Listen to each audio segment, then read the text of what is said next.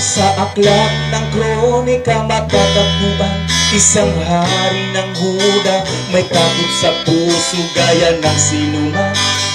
Ngunit walang pag-aalinlangan, siya'y lumuhod, tumawag kay Yahweh. Kanyang idinulog ang kalaban niyang kay David. Diyos ay tumugon at sa kanya'y sinabi, "Usapat wag kang matakot." Sila'y nakayuno sa bahina, nagpupuri, lahat ay sama-sama, pati nga ang hari. Patubay ni Yahweh sa kanya'y namalagi, dahil sa panalangin banta ay napawi. Gising na bayan, tayo magkaisa, oras na laan, huwag magsayangin pa. Magpagkakatag at panalangin na, kay Jesus na siyang tanging pag-asa.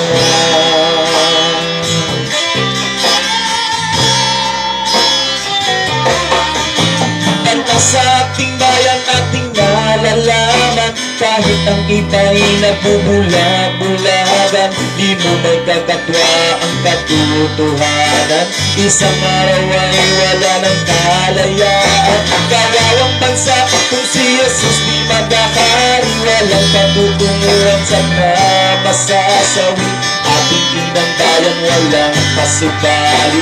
Pupuri ng kaaway, sila'y magwawadi. Gising na bayan, tayo magkaisa, oras na laan, huwag magsayangin pa.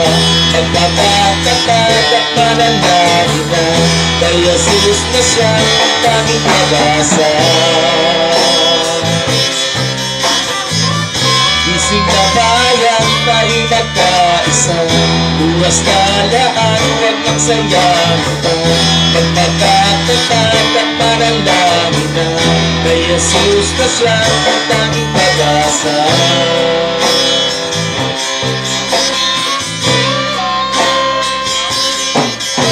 Bangka sa ating bayan ating nalalaman, kahit ang iba'y nabubula-bulagan, di mo may katakwa ang katotohanan.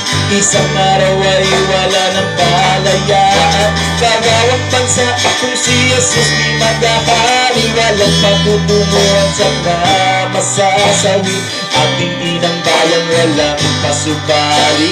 Pupuri ng kaaway, sila'y magwawadi. Gising na bayan, tayo nagkaisa, oras na laan, huwag magsayangin pa. Magpakatatag at manalangin na, kay Jesus na siyang tanging pag-asa. Gising na bayan, tayo magkaisa, oras na laan, huwag magsayangin pa. Magpakatatag at manalangin na, kay Jesus na siyang tanging pag-asa.